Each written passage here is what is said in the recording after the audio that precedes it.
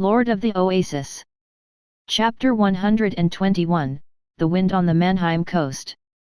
Summer had passed.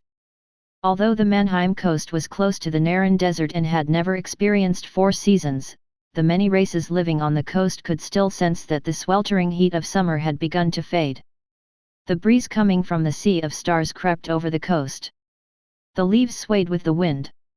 Sensing the arrival of autumn, they would turn light yellow within a few days. Autumn was around the corner. However, the autumn wind filled the sails that were hanging on the mast on the merchant ships on the Sea of Stars that were loaded with goods, bringing the ships to the fertile Mannheim coast. There were also a large number of merchant ships entering and leaving the port of the Kingdom of Greymane. And there were quite a number of them. On both sides of the stone wharf, various merchant ships were docked.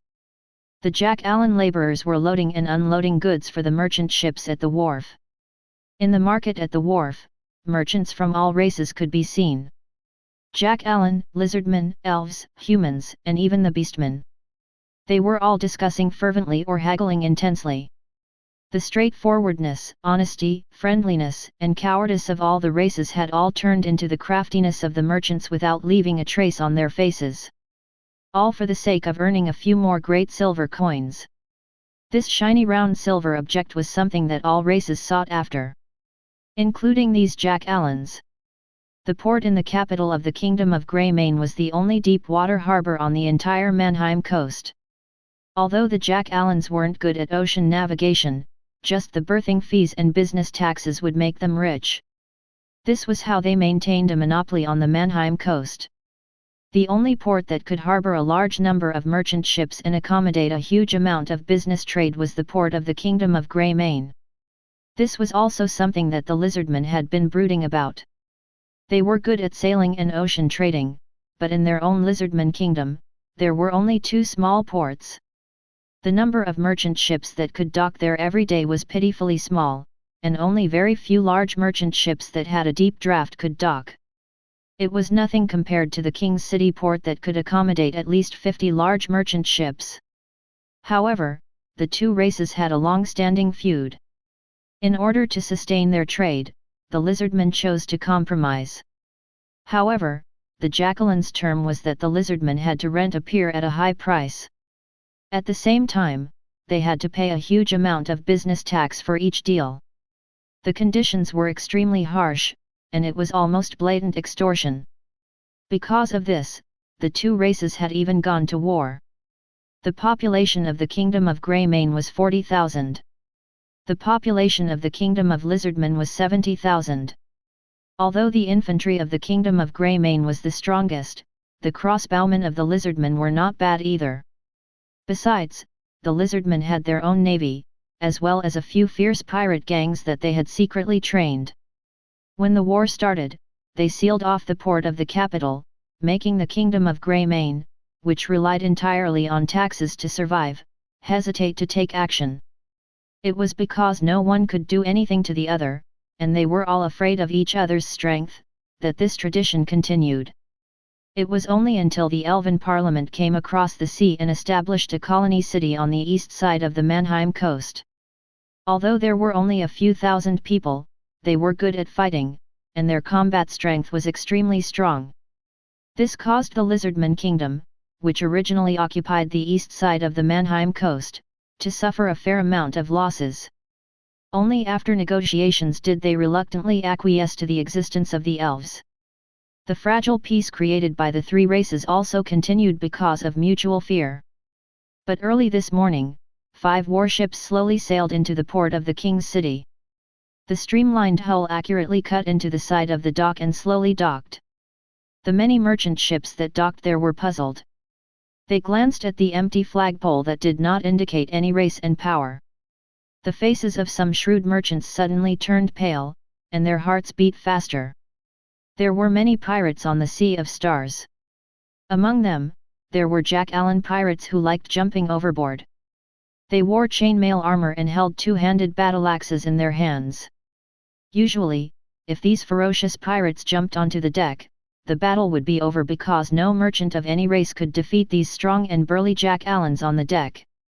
just like those burly Jack Allen warriors who were lining up to come down from the 5 battleships. If the merchants' eyes were sharp enough, they could even see the familiar faces who had once robbed them. However, the entire port received a statement from the Kingdom of Greymane. They claimed that for the stability of the Sea of Stars and the safety of many merchants who had come to the port of the capital, they had already recruited and reorganized these pirate gangs of their own race, by including them in the army of the Kingdom of Greymane. This vicious Jack Allen pirate gang would no longer appear on the Sea of Stars in the future. The new young merchants might believe these words. However, those experienced merchants secretly sneered. This vicious Jack Allen pirate gang had roamed the Sea of Stars for so many years.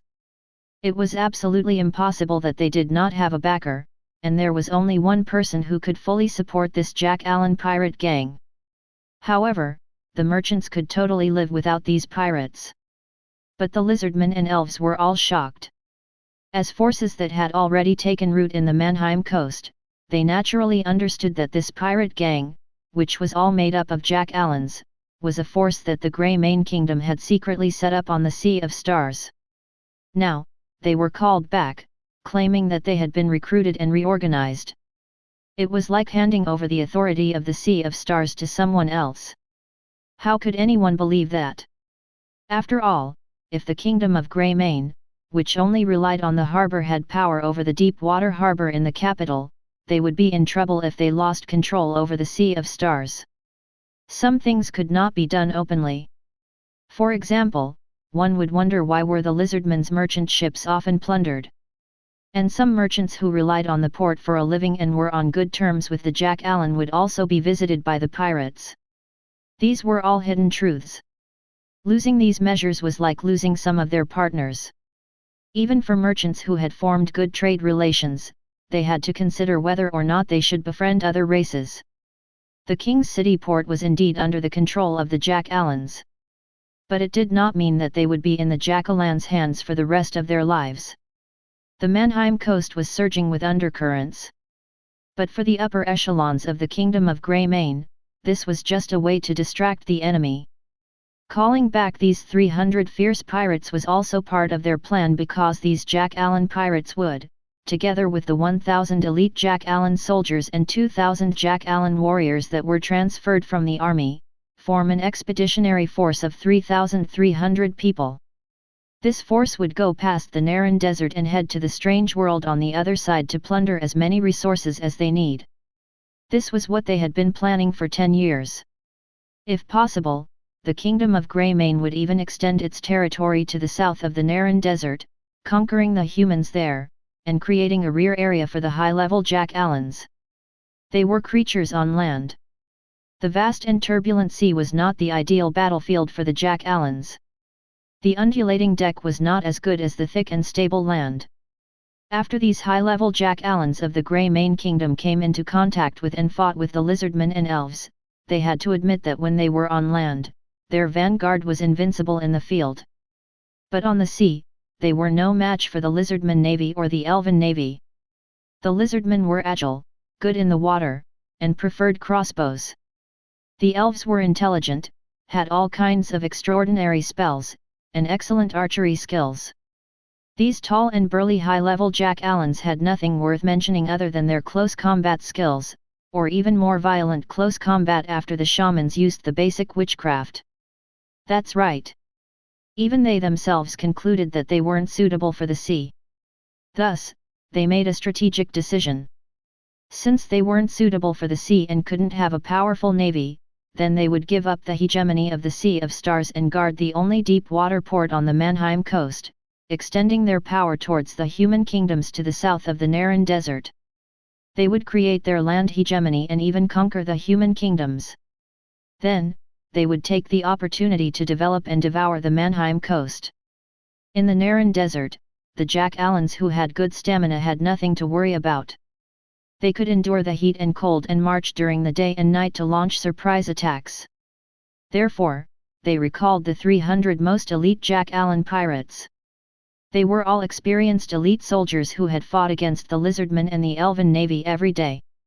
In addition, there were 1,000 elite Jack Allen elite soldiers stationed in the capital, 2,000 brave Jack Allen warriors, and a few shamans who had magical powers. They were enough to conquer the human kingdoms. Of course, this colonizing army would set off in a month. Now, the first to go was the 300 most elite Jack Allen pirates. They would seize the recorded Oasis lookout and lead the low-level Jack Allen tribe in the Naran Desert to establish an outpost base so that the remaining 3,000 Jack Allen expeditionary soldiers would be able to set off safely.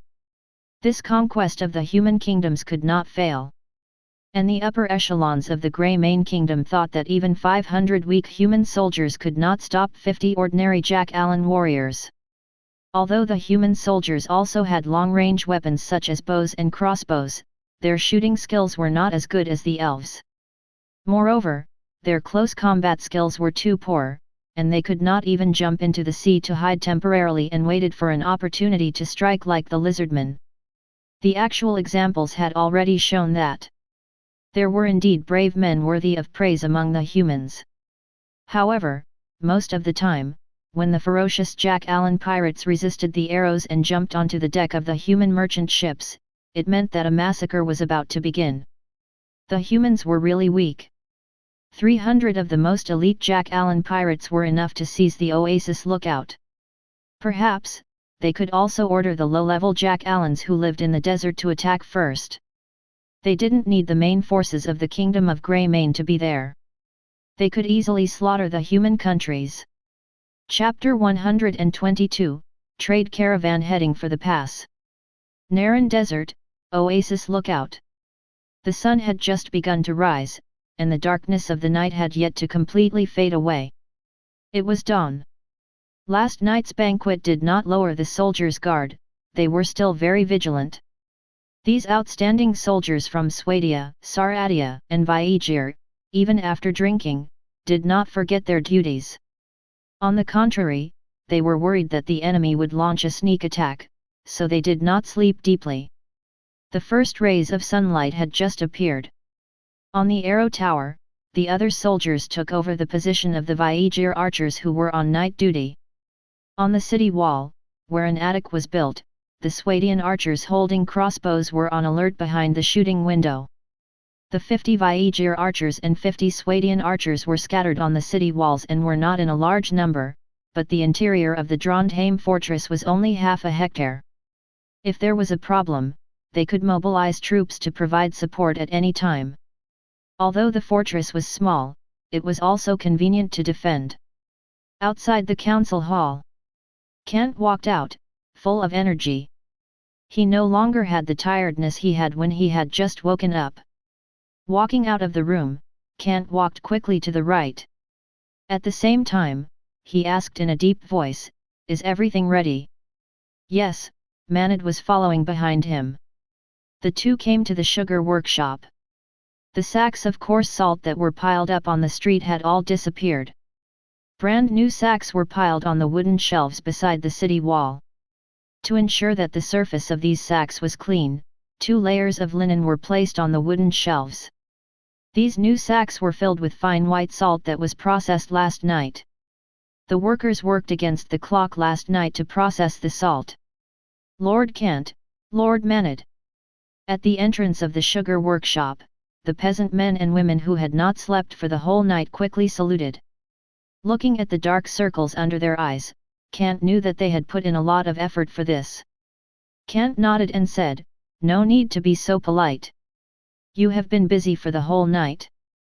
Have a good rest today. Thank you for your kindness." The peasant men and women bowed and left gratefully. "Go and rest." Kant smiled and nodded. These people did this for him.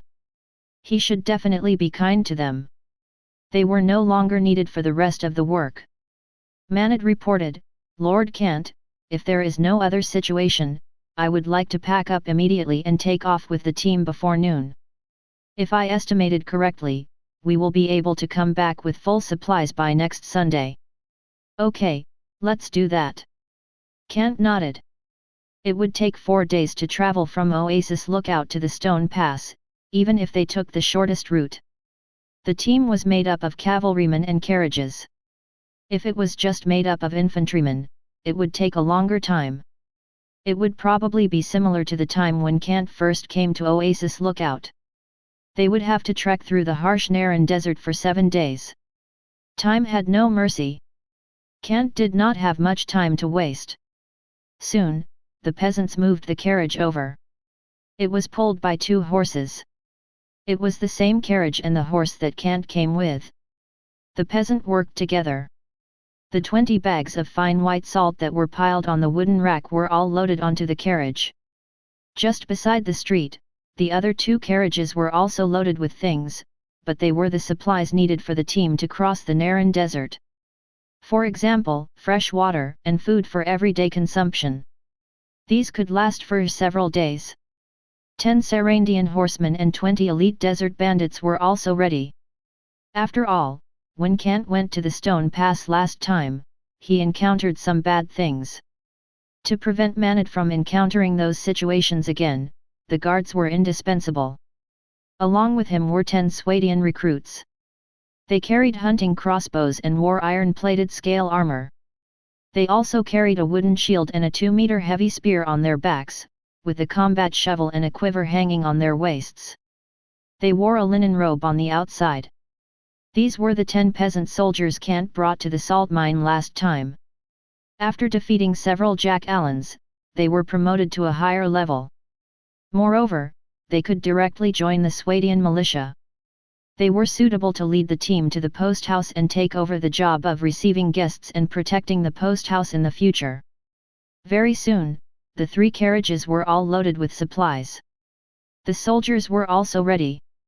Be careful at the Stone Pass. Outside the city gate, Kant's expression was solemn. He told Mannheim, "I think you understand."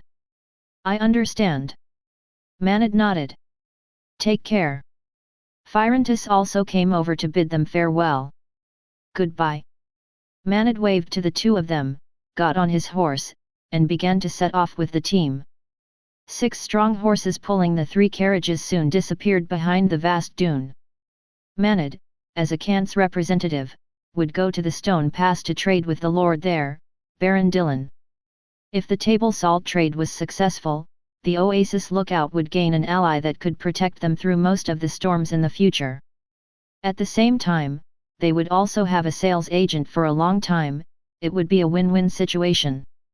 Kant stood in front of the city gate. His face was very serious. Looking at the sea of sand in front of him, he said in a deep voice, "It's up to Mannheim now."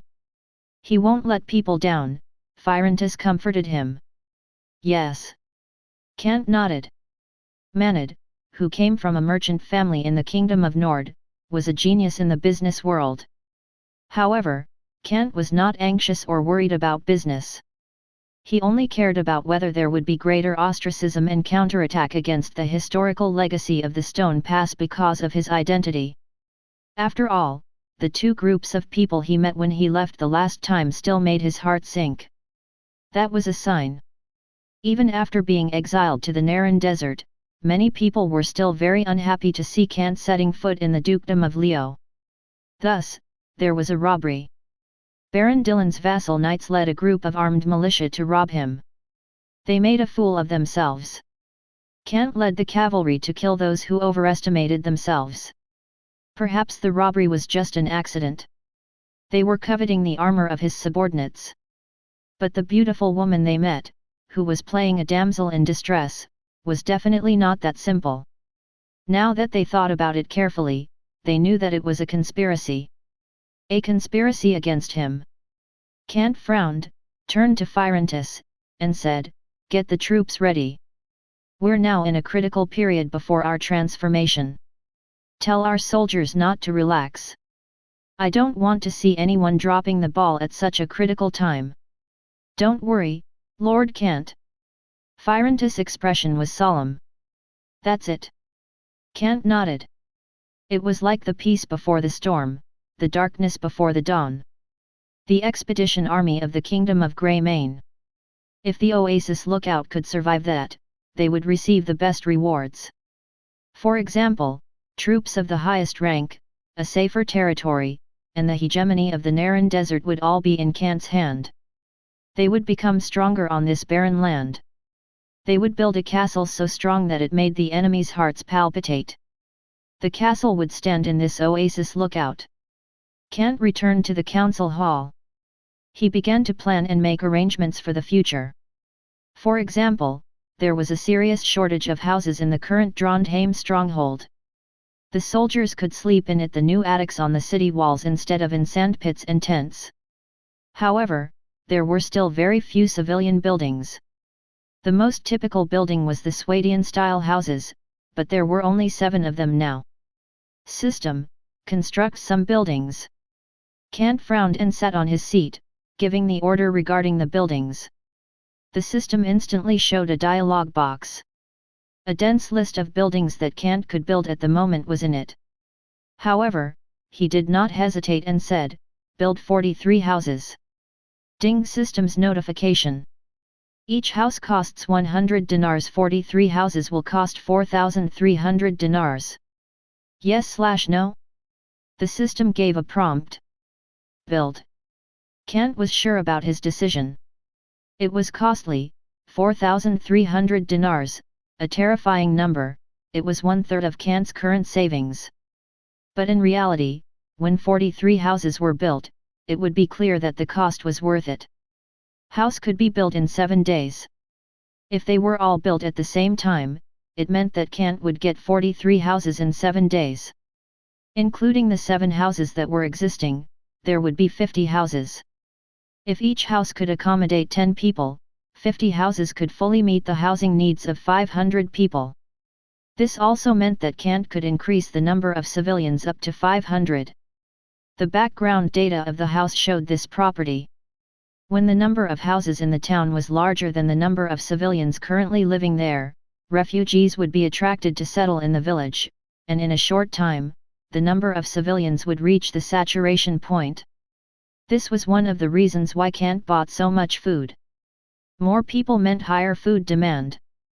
But it was not a waste of food. The civilians were not a burden because Kant could recruit soldiers from these civilians at any time. Class 1 Troop Class 1, the Swadian recruits, came from the civilians. And when the enemies became stronger and more frenzied, causing Kant to lose his current troops, these recruits, who gained experience points after being in the battle for days and could be upgraded to a higher troop class, would be valuable. As long as there were civilians, Kant's Oasis lookout would have an endless supply of reserve troops. Even if all the elite troops were wiped out, Kant would still have a chance to start over. As the defender of the city, Kant wanted to gain a large number of experience points from the enemy's siege. It was really simple. As long as these recruits, or even the peasants, kept transporting supplies during the battle, they could be promoted to a higher level because they had gained a huge amount of experience points. And, there's also this thing, Kant's eyes narrowed when he looked at the other buildings on the building interface. He suddenly discovered a very special building on the list of fortress buildings. The Bell Tower. Chapter 123, The River of Time was flowing. System, give me the detailed data of the clock tower. Kant was pretty interested. On his retina, the detailed data from the system immediately popped up. Ding system's notification. Bell Tower, military building. The building was made of stone, and there was a small bronze bell at the top. It could be used for daily time reporting or as an alarm. Attribute, for emergency mobilization. When war came, the bronze bell could be used to call all civilians to grab a weapon and protect their homes. During a siege, all civilians would be temporarily promoted to recruits. The construction would cost 1,000 dinars and take 10 days. The information was very clear. Kant slightly raised his eyebrows. The building was quite special. Or rather, it was simply unique. At present, it was the only building that had a special characteristic. Emergency mobilization. When war came, the bronze bell could be used to call all civilians to grab a weapon and protect their homes. During a siege, all civilians would be temporarily promoted to recruits. The construction would cost 1,000 dinars and take 10 days. It seems a little familiar.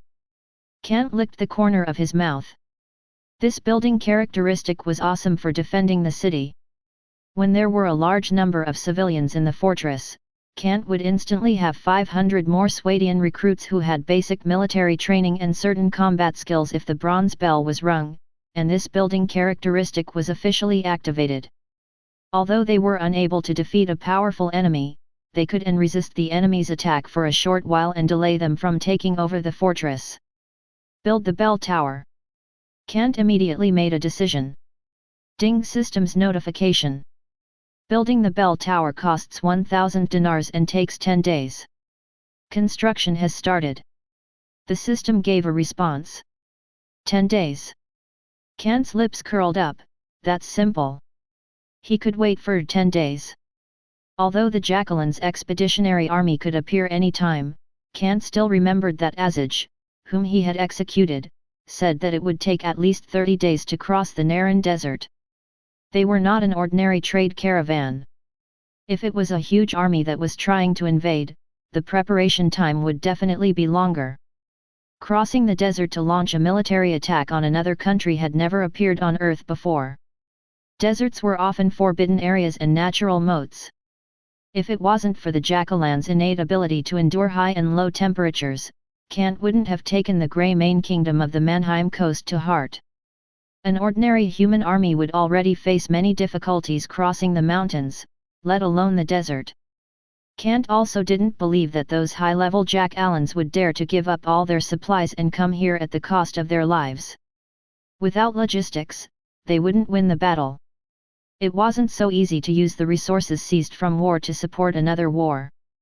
Even the Mongols who had once terrorized the world and conquered Eurasia had to support the war with another war during the unprecedented expedition to the west. They had to ensure that they had enough supplies for their troops. Wait. Kant was slightly stunned. When he thought about logistics and using a battle to support another battle, he seemed to think of something else. Frowning, Kant muttered, using one battle to support another. In an instant, he seemed to realize something. The Jack-Allans would use a battle to support another battle. They would rest and reorganize at the Oasis lookout, and when the human countries still did not know about the presence of the Jack-Allan troops, they would break through the stone pass and set foot in the north county of the Dukedom of Leo. A continuous stream of follow-up troops would arrive and slowly encroach on the north county of the Dukedom of Leo. When the time came, with a large amount of food, sufficient drinking water, and the fortifications at the Stone Pass, this expeditionary army would be able to form their own faction. They could easily invade the North County, and if they were to retreat, they would be able to defend themselves from the Oasis lookout. If they failed, they would still have a chance to start all over again as long as they still had control over the Oasis lookout. Would this be their plan?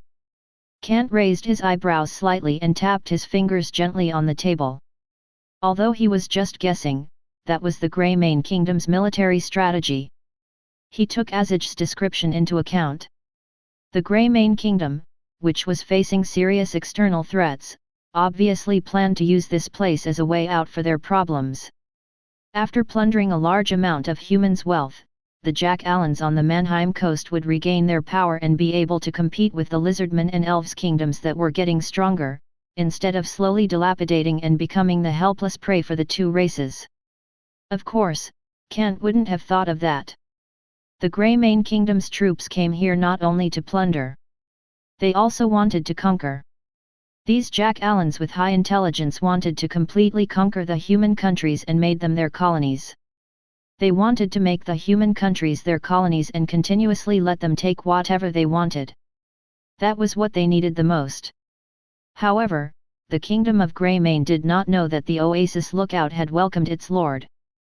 Moreover, a fortress that could make the Jack-Allans shed blood had already been built. A construction team of nearly 400 people from Sunno arrived. The leader was the chubby construction team leader who had made a fortune from construction. When Kant met him again, he found that he was even chubbier. He did not look like the honest and capable construction team leader from before. Instead, he looked like a landlord who had contracted a manor. "Dear Lord Kant." When the construction leader saw Kant, he immediately bowed respectfully. Your loyal servant greets you. Pay attention to how you address yourself. Kant shook his head. His personality was still the same. Looking at the more than 400 construction workers that he had brought along, as well as the hundreds of carriages filled with wood and stone, Kant nodded. A big project is coming next. That's right, Lord Kant. The leader quickly smiled apologetically, but don't worry, there won't be any problems with the quality. That'd be the best, Kant nodded. Although this guy was a suck-up, the quality of the houses he built was indeed good. Without continuing to chat with him, Kant casually gave a few instructions and returned to the council hall. The layout of the 43 houses had been completed. The ground was covered with the shapes of the foundations drawn by lime powder. The construction would cover the entire south side, forming a total of 4 streets. The empty space that had been set aside in advance would be completely occupied. When these buildings were completed, there would not be many empty spaces left in the fortress. The tranquility of the Oasis lookout would be gone. The entire fortress would be busy. Everyone would be busy. The 400 construction workers in particular. They came and went in the southern residential area, shouting at and coordinating with each other to move the wood and stone. The entire residential area had become a construction site. These hard-working workers had also put in a lot of effort. They were working very hard to build the 43 houses and the bell tower. They were building for Lord Kant, and they were doing it from the bottom of their hearts. However, Phyrantus thought that there were too many construction workers. If Phyrantus didn't know that they were all construction workers from Sunno, he would definitely assign soldiers to guard them at the side. After all, if these people tried to rebel, the entire Trondheim fortress would be in chaos. Although the combat strength of these construction workers couldn't compare to the militia, this number of people would still troublesome. Smash, crack, pillage, and burn. Although the rioters couldn't fight the enemy on the battlefield, they were very good at the destruction. Even if they were suppressed by the mobile troops in the end, they would still disturb Lord Kant. Phyrantus thought that this was a mistake. Even the archers stationed on the city wall were also shocked by the number of the construction workers below. Especially after Phyrantus' reminder, they would keep an eye on them. In the attic on the top of the city wall, the Swadian archers looked at the workers coldly. At the top of the arrow tower, Viegir archers did not even bother to hide the fact that they had already drawn their bows and knocked their arrows. If there was anything unusual, they would start shooting. This scared the construction workers below out of their wits. They were from the snowy plains of Viegir, and their personalities were as cold as the snow. Because of that, the construction leader had to ask Kant for help. These archers looked at the workers coldly as if they were dead people. These honest construction workers really couldn't work properly. Kant could only order the soldiers to remove their high vigilance towards the workers. After all, these construction workers came from the system, so their loyalty could be guaranteed. Time passed quickly. The foundation of the building has been laid. The weekend had passed. Monday was here. The size of the army, compared to last week, was bigger because a little more soldiers had joined. Kant directly paid more than 6,000 dinars for military expenses. However, with the previous sale of Jack Allen labors, the remaining savings still exceeded 10,000 dinars. This had made Kant more determined to set up a slave hunting team. The slave trade was really profiteering. However, on Monday, the leader of the trade caravan, Jocelyn, had to say goodbye to Kant and return to Rivaden. A new trade caravan would not arrive until next month. The slave trade could only be temporarily put on hold. After all, there were no buyers.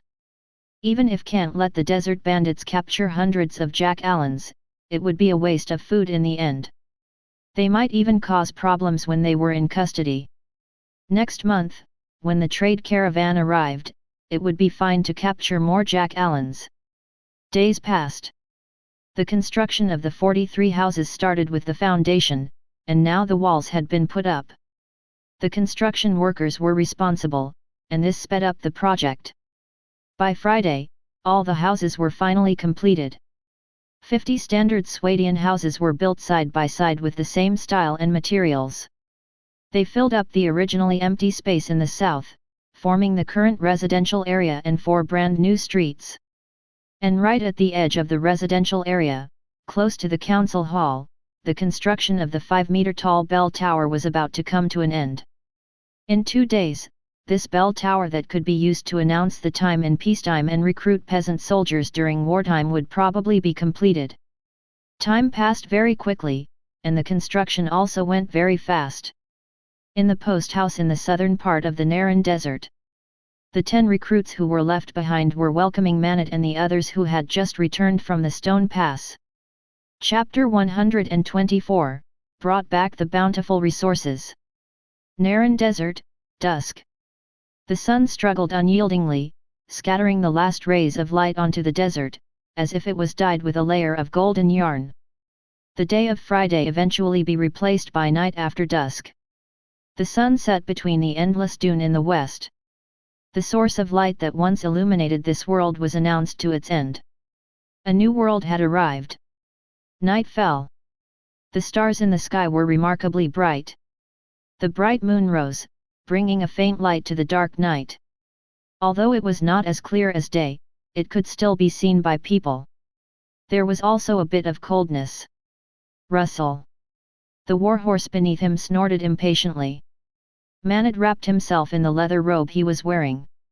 The temperature of the desert dropped sharply after nightfall. It could be said to be 2 different things compared to the hot weather during the day. He could not help but let out a long breath. Fortunately, we are well prepared. This leather robe was a commodity sold at the Stone Pass. It was the material that Manit purchased. It was made from antelope skin. It was soft and comfortable in texture and had a good effect of keeping warm. It was the best choice for the people of the northern county to keep warm during winter. Manit purchased quite a lot for this. Now, the other people in the trade caravan were all wearing similar leather robes. Their feet were also wearing leg warmers to keep them warm. No matter how fast they rode their horses, they were no longer as cold as before. Linen robes and woolen sweaters were not as effective in blocking the cold wind as leather robes. The people of the northern county relied on these cheap clothes to survive the winter. As for the peasant conscripts who could not afford leather armor, when they responded to the Lord's call, they would often put on a few layers of leather robes to protect themselves from arrow attacks. However, the soft leather robes were still not hard leather armor. Hence, it was up to fate whether they could survive the chopping and stabbing by enemies at close range. This was the additional function of the leather robes. It was very pitiful to the peasant conscripts, but it was the truth. These cannon fodder did not need much protection. Manit and the Sarandian cavalry would not be so miserable like them, because they had their own armor.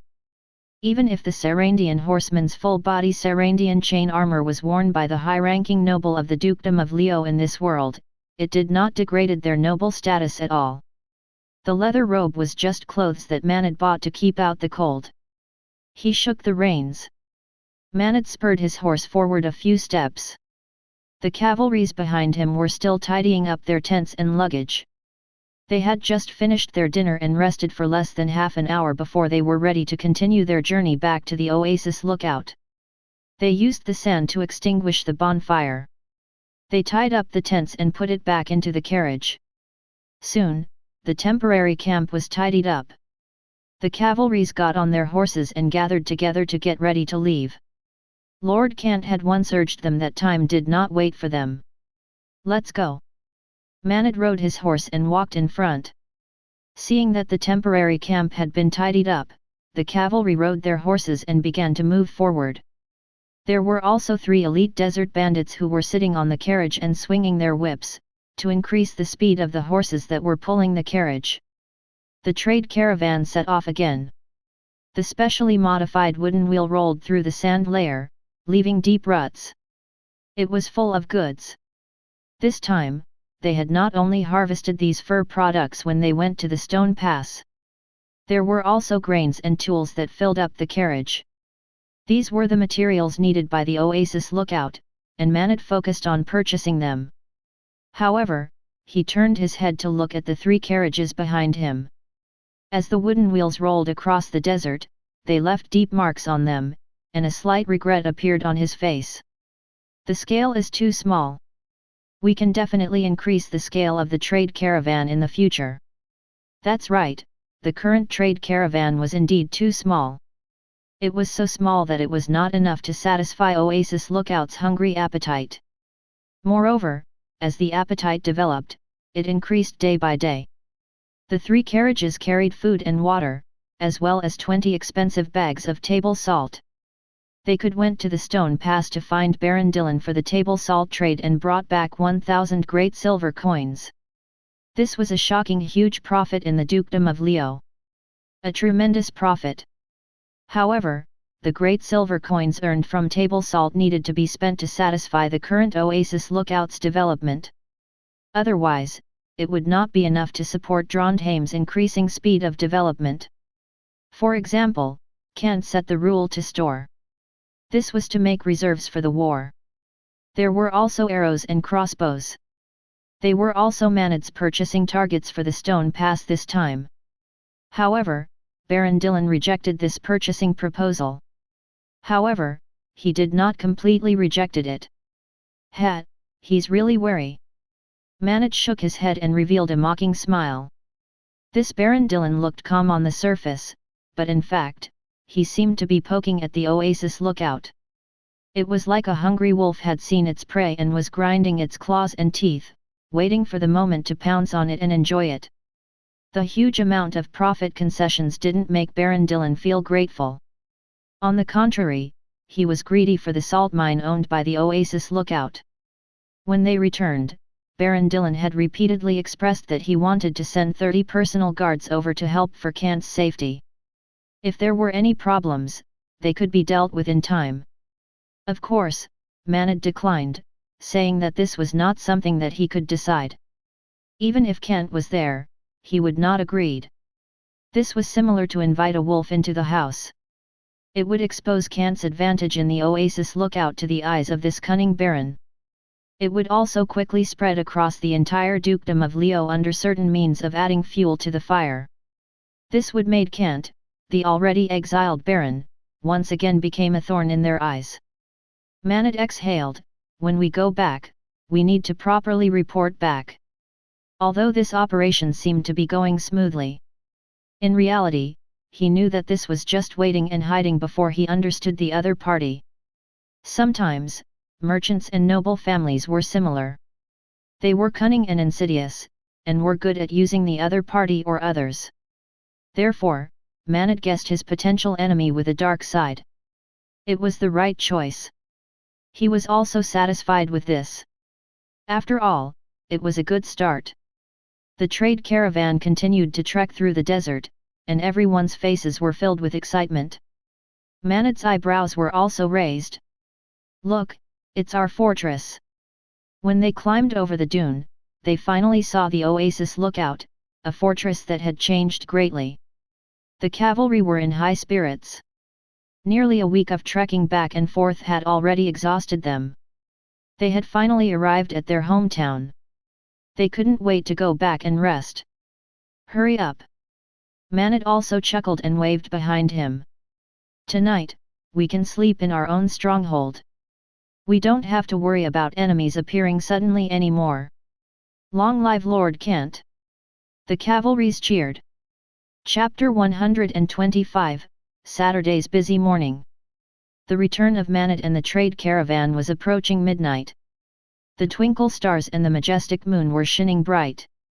As they got closer and closer to the fortress, smiles appeared on their faces. They were going home.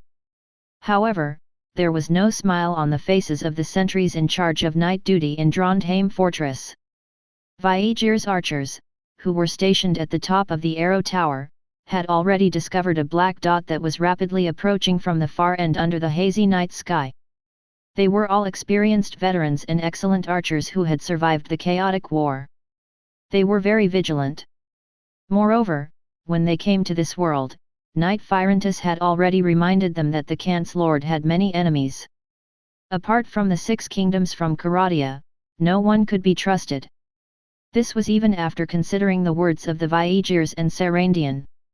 What Firentus had said to the Swadian was that no one could be trusted except Swadian. However, these Viagirs archers with keen eyes had already sensed that strangers were approaching. They quickly gave the notice.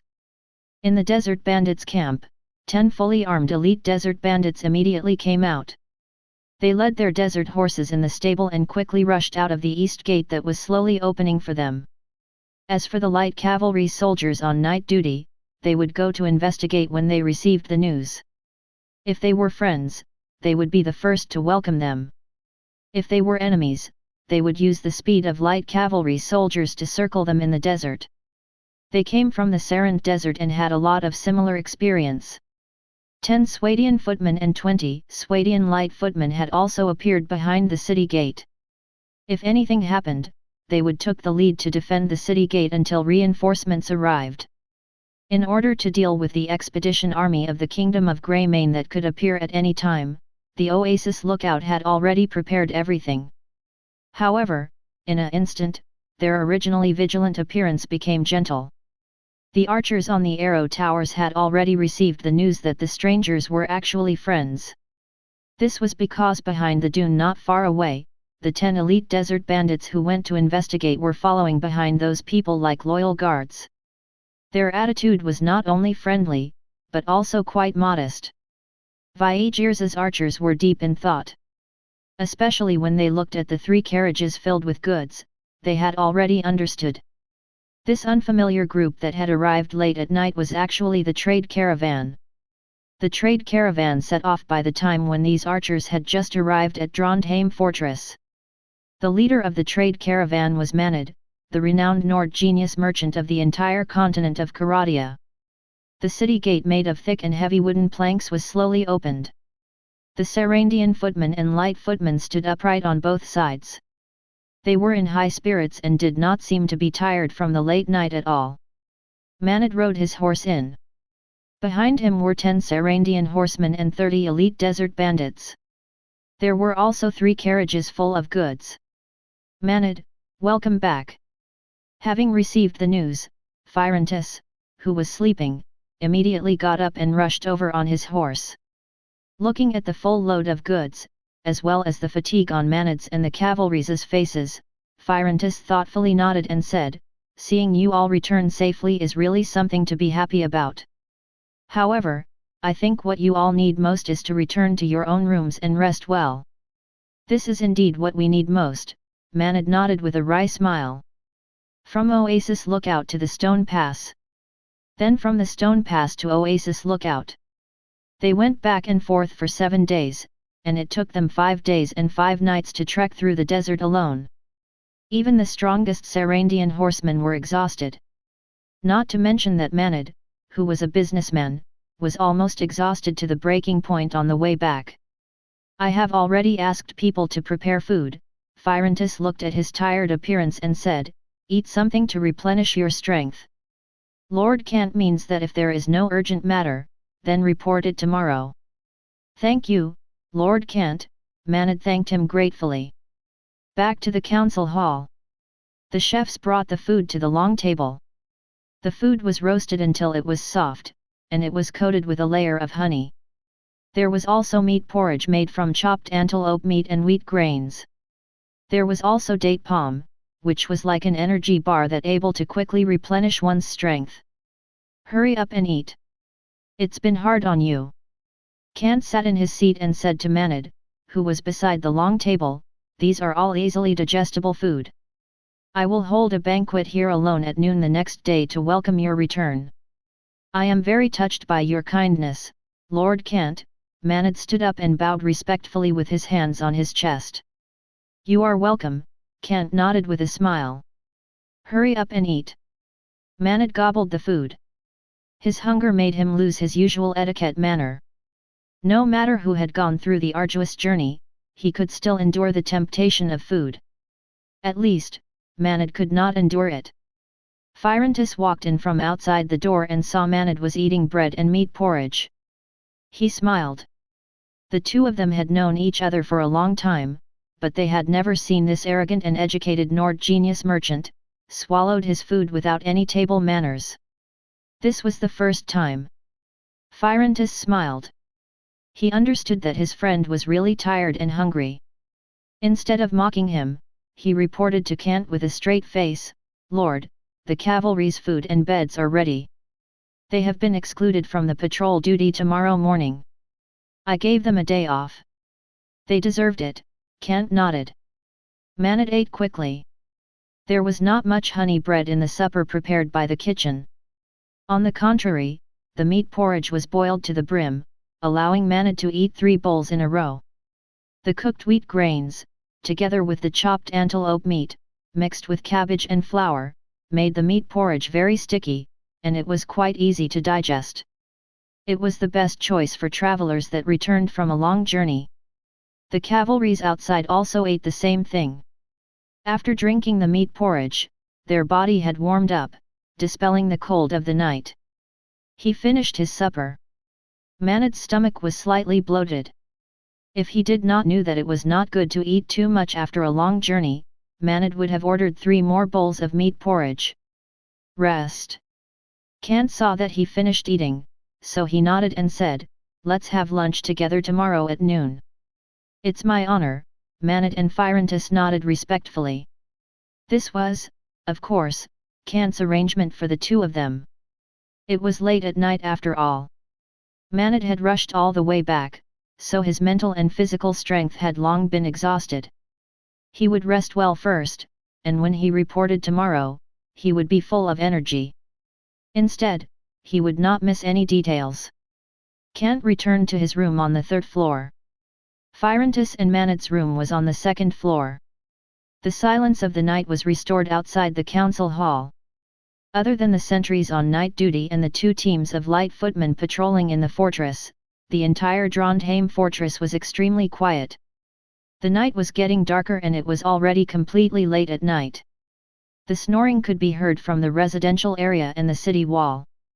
Everyone was sleeping very soundly. Time passed. The sentry on the arrow tower was also replaced twice until the darkest hour of the night.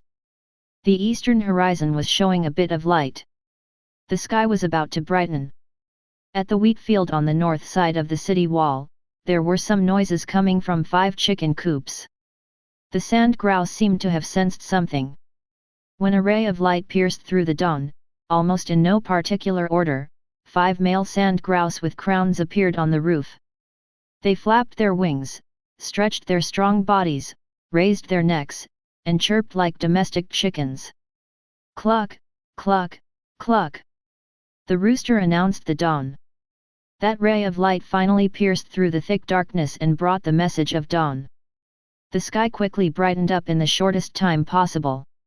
Dong dong dong. The bronze bell was rung, ringing a melodious and long chime. The bell tower, which was about to be completed, had finished installing the bronze bell yesterday. It was rung by the construction workers who woke up in the morning. This long chime followed the sound of the rooster, ringing the arrival of a new day. In the residential area, the peasant and peasant women opened the doors and windows. The sound of washing could be heard. Soon, they were all in high spirits and walked out with clean faces. The busy and fulfilling day had begun again. The archers who had woken up walked out of the attic that had been reinforced by the city wall. The attics that surrounded the city wall had basically become the places where the archers slept at night. They were wrapped in thick woolen blankets and covered with linen mats.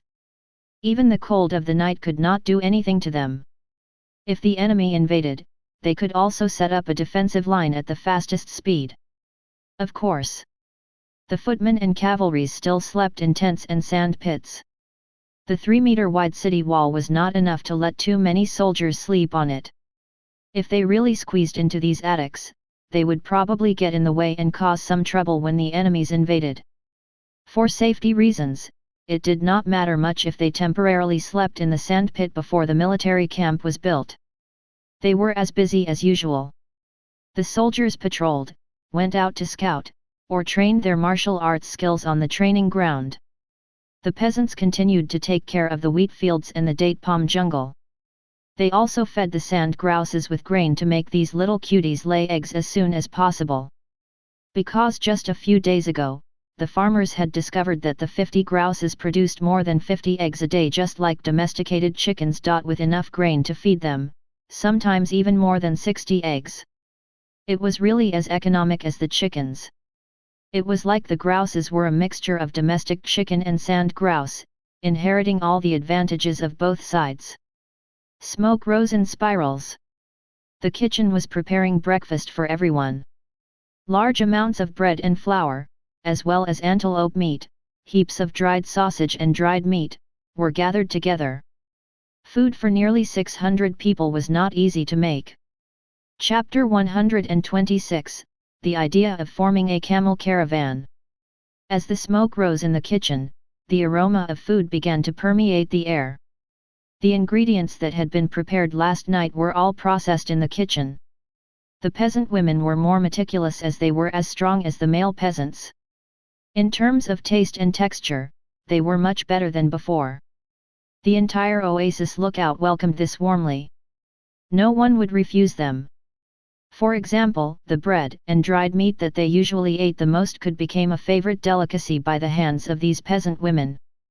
The bread was sliced and roasted on a small fire until both sides turned golden yellow. The dried meat was torn into strips and roasted until it dripped with oil and had a slightly charred fragrance. After eating this delicious breakfast, there was no problem for them to last until noon. This was especially so for the light cavalries who went out to patrol the dune. Every time, they would bring a few more pieces of bread and dried meat. If they missed lunch, they could make do a small meal in the desert. This included the new inventions of the last 2 days. The wheat grains became extremely soft after being boiled. Date palm and sugar cubes were added. 20 eggs were added to form a thin and long egg flour. Finally, flour and water were added to thicken the soup. Sweet egg flour oatmeal. It had only been launched for 2 days, but this slightly sweet oatmeal was already popular among everyone. There was even a unique way to eat it. The brown and crispy bread was coated with a layer of oatmeal. With a bite, the slightly soft sweetness and sticky taste mixed with the crispy taste of the bread filled up the mouth, allowing the tongue to absorb the sweetness and charred aroma.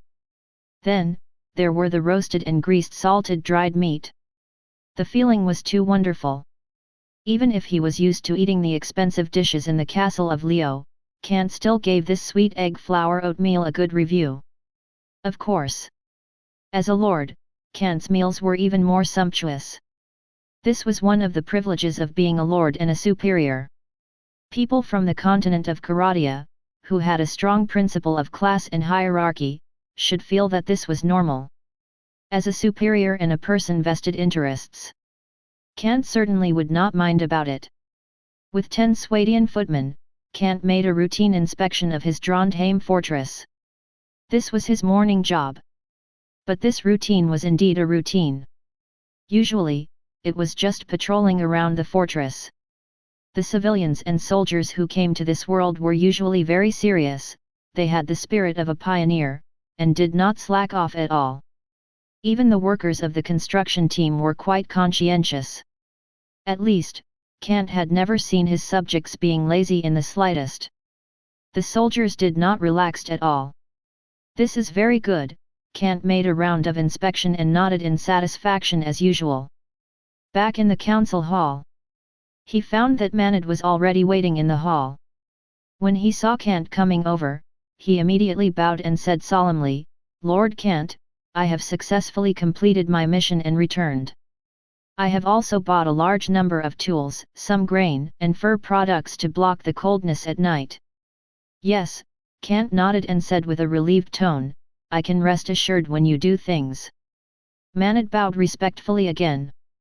"Thank you for your trust." Kant came to his seat.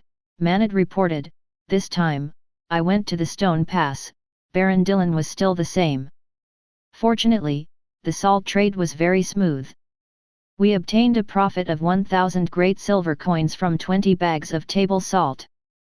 At the same time, I used 100 great silver coins to purchase 500 iron farm tools and 2 whole carts of wheat. We won't be short of farm tools for the time being. Well done. Kant nodded in satisfaction. When the peasants unloaded the goods from the carriage this morning, he had already seen bundles of farm tools, including hoes, shovels, forks, and logging axes. They were all made of iron, and their prices were much higher in the iron-deficient northern county. However, it was useful in the Oasis lookout. After all, most of the peasants were refugees, and they did not brought too many things with them when they fled. Mannheim continued to describe what he had seen and heard when he went to the stone pass. Kant also interrupted and asked, "I didn't see any arrows or crossbows in the carriage." After a pause, Kant narrowed his eyes slightly and said in a mocking tone, "Could it be that my uncle Dylan did not agree to the small request that I mentioned to him in the letter?" Yes, he rejected the idea of purchasing a large number of arrows and crossbows. Mannheim shrugged and said, "In fact, the purchasing process of these farm tools is a little difficult. This baron is very tricky. If I didn't give the merchant who provided the farm tools 10 great silver coins as a rebate, it would be impossible to buy so many farm tools.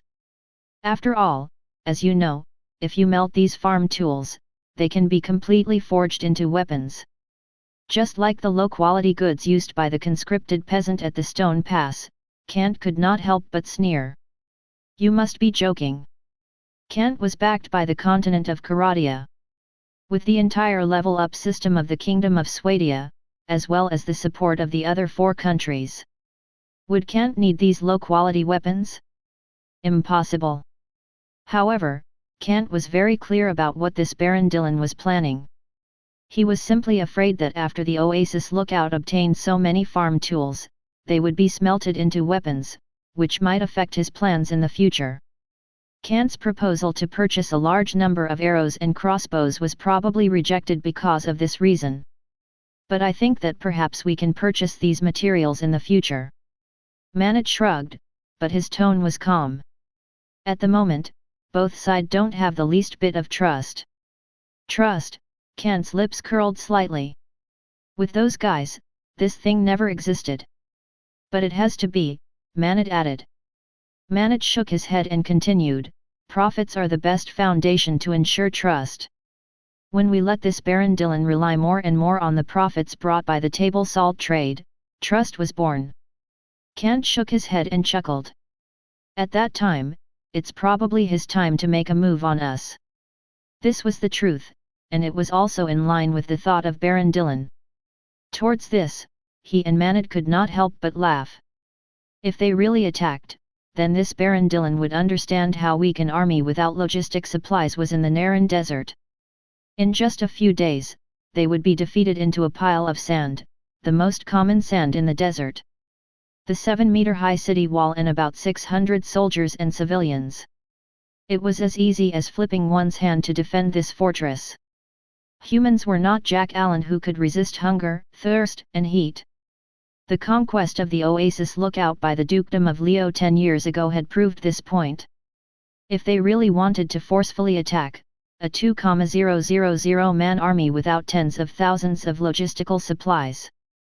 They even couldn't defeated the messily charging low-level Jack Allen with no weapons and armors. The harsh natural environment made the Dukedom of Leo not be able to maintain the conquest for too long. In less than a month, they retreated from the Oasis lookout and left the Naran desert. Instead, they conferred the Stone Pass, which was then the logistics center, to Dylan and promoted him to a baron, who was in charge of guarding this important pass. "Take a break for a while. Kant arranged for Mannheim, go to the Stone Pass at the end of the month. I will ask you to bring more fine white salt. After all, there are only 20 bags. Even the noble and knights in the northern county can't satisfy with it." Mannheim nodded, understood. However, he still suggested to Kant, "Lord, we have to increase the scale of the trade. Especially at the moment, our 3 carriages are not enough to transport too many goods. Although the profit of this trade is big enough, it is still too little for us to buy some goods. This problem, Kant frowned and ordered his most trusted merchant, "You are in charge of handling it. Buy a carriage and a horse carriage. As long as you can transport the purchased goods back, it will be fine." "Okay," Manned nodded. However, Kant thought for a moment. He obviously understood that relying on a carriage and horse carriage alone was not the best solution. The soft desert was not suitable for this kind of plain carrier. When Kant and the carriage came to the Oasis lookout, they encountered some dune that were difficult to pass through. They had to let the peasants push the wooden wheel. Otherwise, the soft desert would not be able to bear the force and the carriage would tremble. They would not be able to pull the carriage that was full of goods. The best solution, of course, was to form a camel caravan. The history of Earth had proved that a camel caravan formed by single-humped camels was completely capable of serving as a carriage to cross the desert. However, Kant only had 10 single-humped camels. Compared to the size of a camel city formed by hundreds of camels, or even thousands of camels, it was pitifully small. This was also the reason why Kant did not use these 10 camels as a trade vehicle. The cargo that 10 camels could carry was too little. Compared to the horse carriage, this was the disadvantage of camel caravan.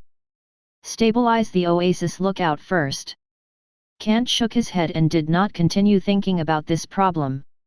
There was no single-humped camel in this world. Kant had never seen a creature similar to a camel in the books or travel stories of this world. This meant that there was no way to build a camel team apart from relying on the system.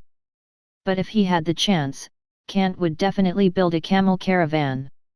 With this camel caravan, perhaps it wouldn't be too much of a problem to pass through the cruel devil's land that the Jack Allen had mentioned.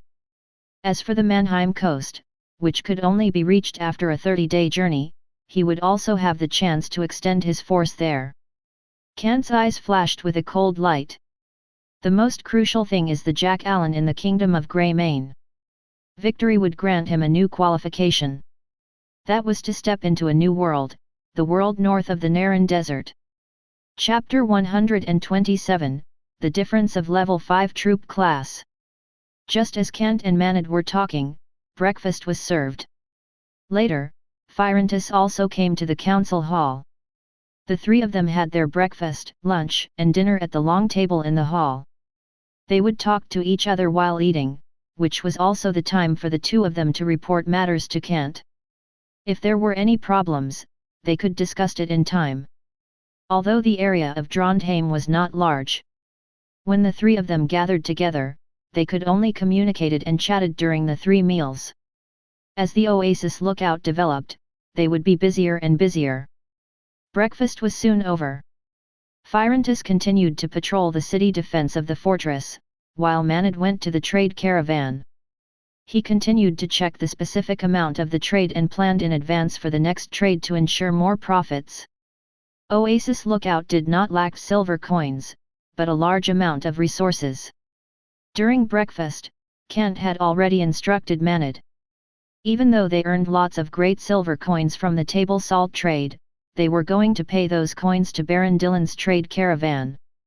The ultimate goal was to exchange for a large amount of resources, whether it was grain, tools, linen, arrows, crossbows, and other military supplies.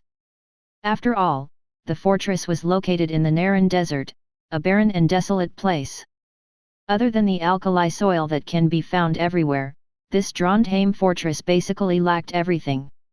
However, this was at least a good sign. Oasis lookout already had a trading partner, and they could sold table salt. At the same time, they could exchanged it for the necessary supplies. Trondheim was on the right track, and it was developing healthily. Kant was also hesitant about this. Perhaps he really needed to look for someone who good at internal affairs for help. After all, Phyrantus was the military commander, and he was good at leading the Swadian heavy cavalry troops in battle. Manned, on the other hand, was an elite merchant, and his main job was foreign trading. He normally led the troops and left for a week.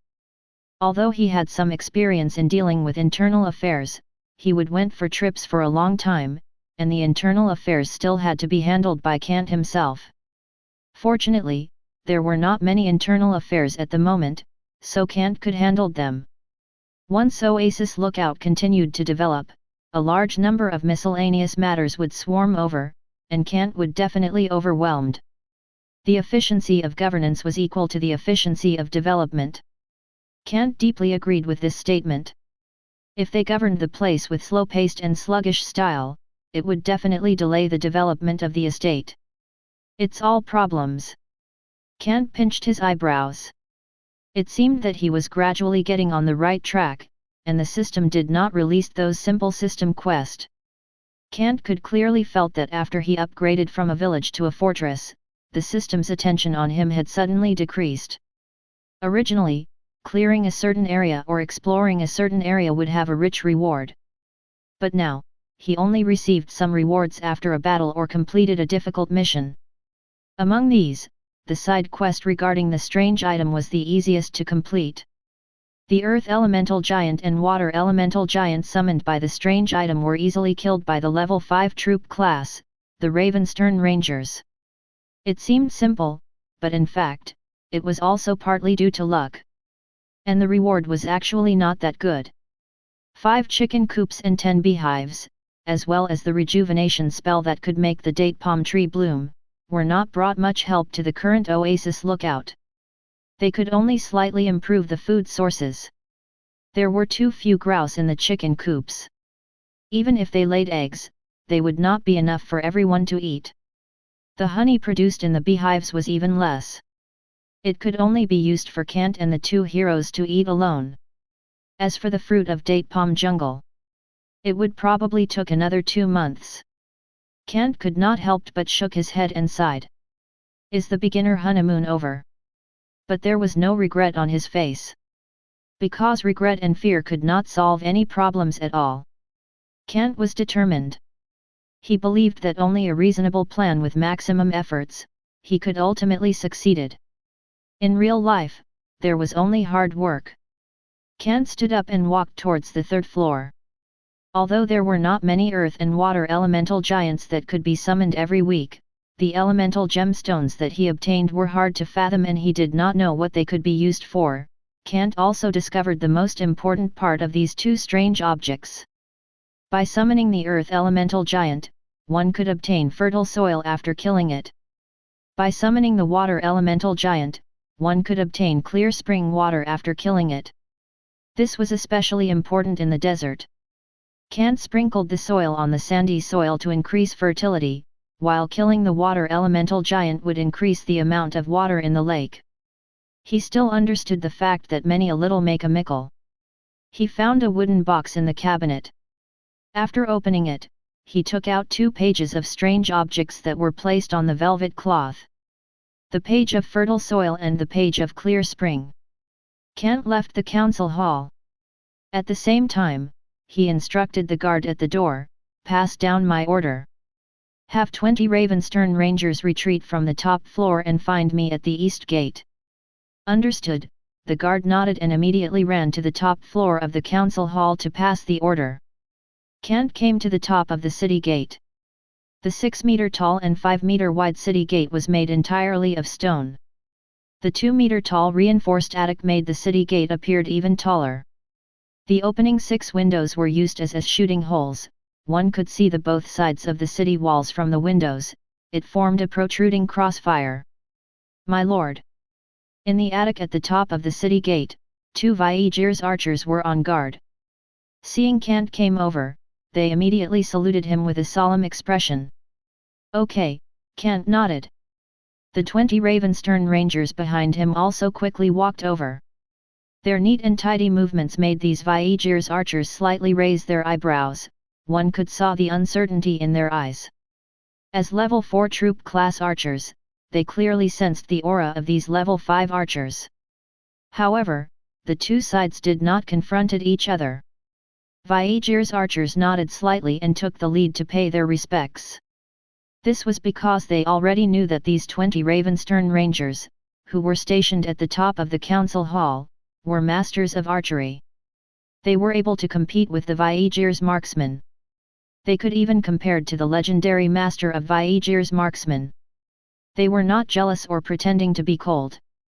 The kingdom of Vaegirs respected archery masters very much, even to the archery masters of other countries as well. It doesn't matter one has a late start, only the one who truly master the skill matters. It was similar to this principle. As a level 5 troop class, the Ravenstern Rangers did not show any so-called arrogance. Instead, they paid tribute to the Vaegirs archers. They returned the salute with smiles and nods. The atmosphere was quite harmonious. Kant smiled at this. Internal strife was something he did not want to see. It would only cause no good to them. Kant turned his head to look at the Swadini archers on the city wall who were curiously looking at him. He waved his hand and instructed them, all Vaegirs archers and Swadian crossbowmen, retreat from this section of the city wall, leave it to the Ravenstern Rangers to defend the wall temporarily. Understood. The archers and crossbowmen immediately nodded and quickly retreated towards the other city walls. The following battle was indeed not something they could participate in. Summon the earth elemental giants. Kant placed his hand on the page of fertile soil. Along with the mind communication system, a mysterious power instantly descended. Just as his gaze passed through the shooting hole, more than 30 meters away from the city gate, the sand layer instantly rippled. Just like last week, 7 earth elemental giants appeared in just a few seconds, taking heavy steps and arriving in this world. However, their existence was obviously short-lived. As a level 5 troop class, not only were the Ravenstern Rangers excellent in archery, they also clearly remembered the weaknesses of their enemies. The light in giants' eye sockets flickered. This was the weakness of these seemingly strong and powerful earth elemental giants that were as thick as the earth. The white heavy bow was instantly pulled into shape a full moon. The powerful strength of their arms and waist made the surrounding Vaegirs archers stare dumbfoundedly at them. The Vaegirs archers were unable to pull a heavy bow in an instant. The archers of the kingdom of Vaegirs preferred to use longbows instead. They would only use heavy bows to train their strength. This was due to the different positioning of the archers between the two countries. The Ravenstern Rangers did not hesitate at all. The cone-shaped arrows were ready. They looked at the earth elemental giant outside the city wall, who had already discovered this side and was walking forward with a bang, causing sand to splash out. They immediately released their fingers that were holding on to the bowstring. Whoosh whoosh whoosh whoosh whoosh. The sound of air being torn apart can be heard. The cone-shaped arrows instantly pierced the eye sockets of the giants that were shimmering with earth and yellow light. The bodies of the 7 earth elemental giants froze. As the ripples flickered, they began to collapse in an instant. The earth elemental giants, which were some sort of material and living things, had once again turned into the soil elements they belonged to. Battle finished. These Ravenstern Rangers looked relaxed. Of course, Kant chuckled. At the same time, he turned his head and instructed the archers, inform our peasants. Remember to sprinkle all that soil in the wheat fields. After you find the gemstones, remember to send it to the council hall. Understood, the shocked Vaegirs archers and the Swadian crossbowmen quickly replied. Such steady, accurate, and ruthless archery skills shocked them greatly. Although there were only one level different between a level 4 troop class and a level 5 troop, there were significant difference between their combat strength. Perhaps only a level 5 Vaegirs marksman would be able to experience such a difference. However, even if a Swadian crossbowman became a level 5 Swadian marksman, he probably wouldn't be able to compare to these two types of archers. This was a gap between their natural capacity. After all, the heavy cavalry was strongest troop in the kingdom of Swadia. And the Rhotic sharpshooter was the level 5 troop class that was comparable to them. After all, level 5 troop class was divided into 3 grades. Chapter 128, The Mighty Mamluk. The archery skills of the Ravenstern Rangers were impeccable. In terms of close-range accuracy and rapid shooting, even the Vaegirs sharpshooters could not compare to them. This was the advantage of the ability of troop class, but it was very unlucky for those elemental giants summoned by strange objects. Looking at the elemental giants that already collapsed into mud outside the city walls, it was clear that they had already grasped their weakness. This time, before the giants could even took 3 steps, their elemental gems in the eye socket were instantly hit by the arrow. The arrows pierced through their organs that were as important as the heart and turned them back into mud. Kant had once seen a description of the elemental giants in some secret historical documents. The chroniclers all gave a positive comment on the lethality and destructive power of these elemental giants. On the battlefield, they were equivalent to a different kind of trump card army. They did not have a body of flesh and blood, were not afraid of pain, and would not die easily in battle. Their great strength was their advantage, and they were often able to rampage on the battlefield. Under the leadership of their mages, they were able to defeat enemy forces that were 10 times stronger. The book did not record the weaknesses of these elemental giants. Perhaps they were intentionally ignored it. The only way to destroy the elemental giants was to use a large number of soldiers to attack and deplete the bodies of the elemental giants. As long as the elemental bodies were depleted to a certain extent, they would collapse on their own. This would allow these unusual elemental creatures from the elemental plane to walk towards what the physical world considered death. As for Kant, he didn't need to go through so much trouble. The weakness of these elemental giants had already been discovered. It was the elemental gemstone in their eye sockets. As level 5 troop class, the Ravenstern Rangers used their heavy bows and arrows that could pierce through shields and armor to easily aim at the elemental gemstone hidden in their heads. Just like in front of them. The eye sockets of the 3 summoned water elemental giants were instantly pierced through by the arrows. The vibrating power of the arrows caused the entire blue crystal-like body to turn into waves. Then, they collapsed like a waterfall. Like a heavy downpour, it crashed into a small lake beneath them. This is very easy. Kant smiled slightly and nodded in satisfaction. After putting away the page of Clear Spring, Kant also turned to the Viegier's archers and the Swadian crossbowmen behind him.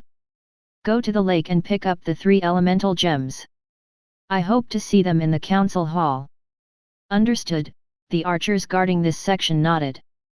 Kant summoned the water elemental giant from the west side, right next to the city wall in the direction of the lake. This way, after killing the water elemental giant, Kant could sprinkle all of the clear spring water from the water elemental plane into the lake. So the spring water would not be wasted in the desert like last time, where it would be evaporated by the Sunday. The problem was that it was difficult to pick up the elemental gemstones. But it did not matter. Although this so-called small lake which was transformed from the terrain, it was actually equivalent to the size of a larger pond. The depth of the water was about 2 meters, and it was very clear.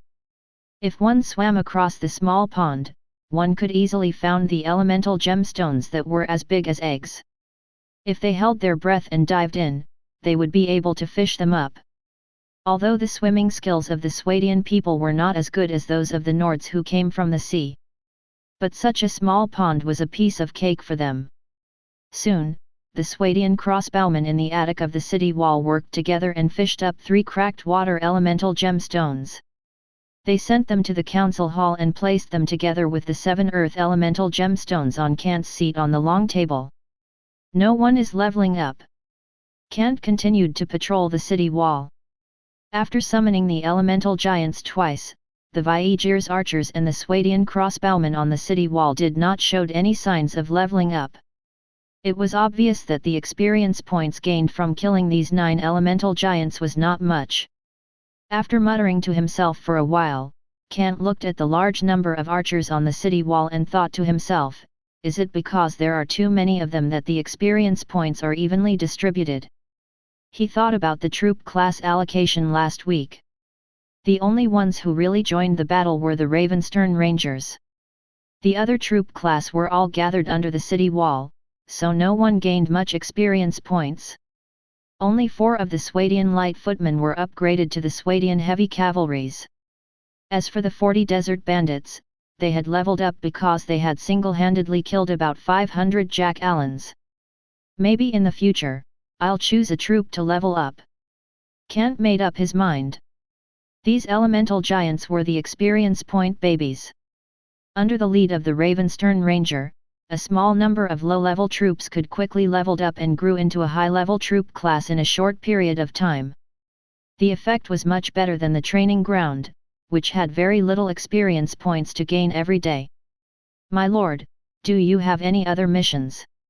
the leading Ravenstern Ranger asked. Right behind Kant, these 20 rangers were wearing mail armor and linen robe. Their heavy bows were placed in their waist pouches, and they carried two-handed great swords on their backs as they waited in formation.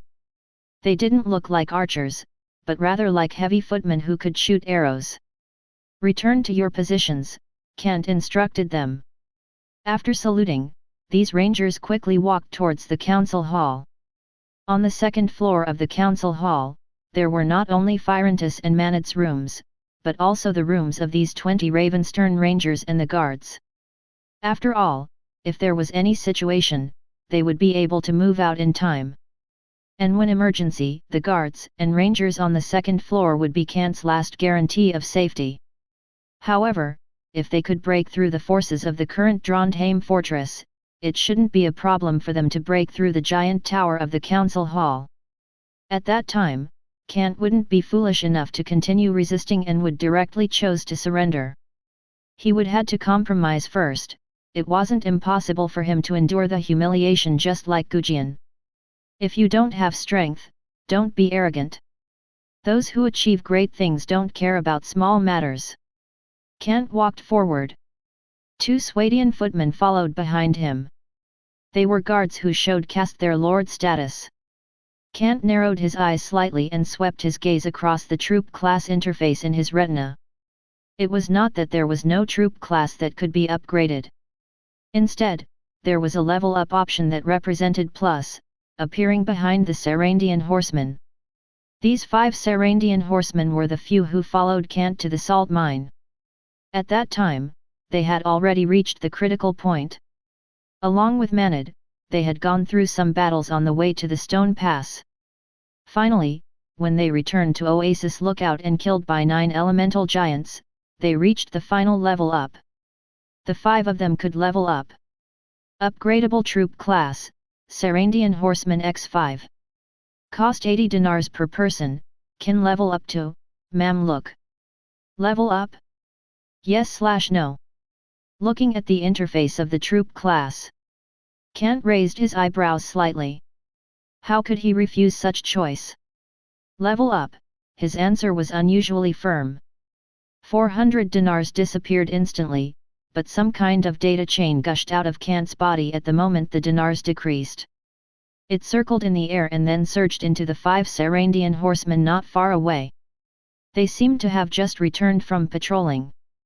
The other 15 Sarandian horsemen and 25 elite desert bandit looked envy. In their eyes, this was the power of a miracle. After a few short seconds, the 5 Sarandian horsemen officially broke through their levels.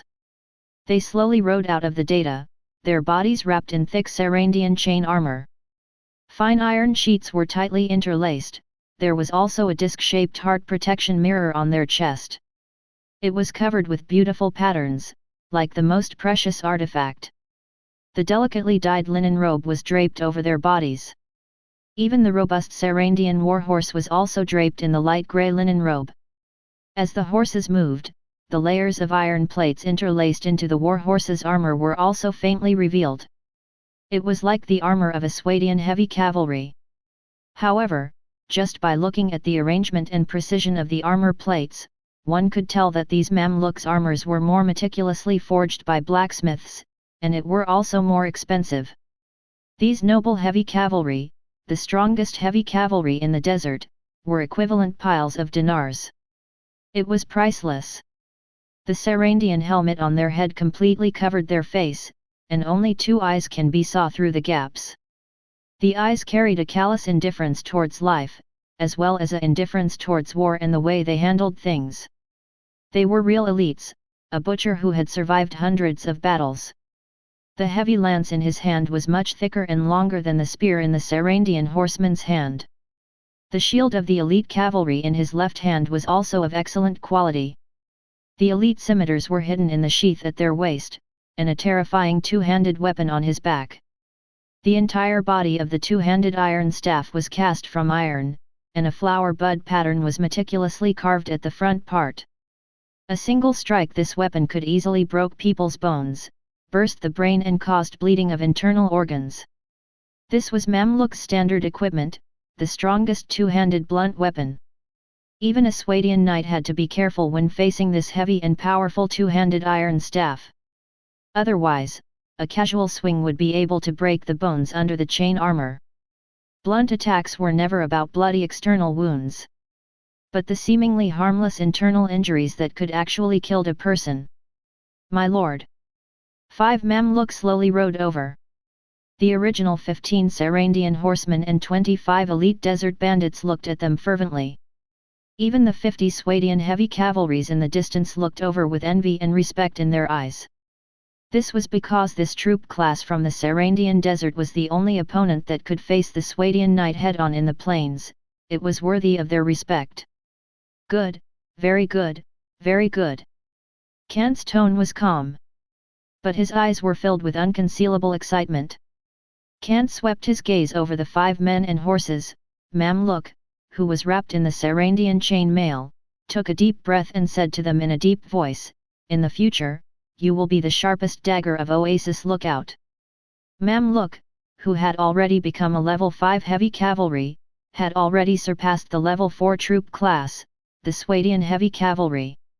In the midst of the violent charge, the 5 of them acted as the sharp blades, able to pierce through any enemy who tried to block in front of them. This was the most elite troop class.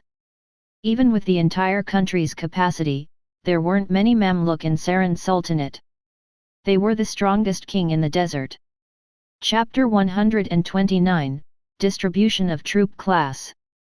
Kant nodded to himself. Mamluks were indeed worthy of being the top troop class of Saran Sultanate. They were the assurance of the foundation and security of a nation. Although there were only 5 of them, the energy and spirit of these 5 Mamluks almost crushed the Sarandian horsemen and elite desert bandit next to them. They were all Sarandian. As the level 4 troop class, the 15 Sarandian horsemen were the regular army of Saran Sultanate. They were doing not so bad. But the 25 elite desert bandits was even more unbearable. They were once the rebellious bandits. Now, they rode on horses next to the Mamluks. The difference between them was like a desert quail compared to a mighty falcon. They no longer as arrogant as before. Mamluks were the strongest regular army to begin with. In the battle sequence of the Saran Sultanate, they were the most elite and could be said to be a king-level existence. They were the troop class that was used to break through the enemy's defense line and obtain complete victory. The wild monster and the unrated elite desert bandit obviously could not be compared to these trump cards. Only the Sarandian horsemen still maintained a bit of grace. They were regular army.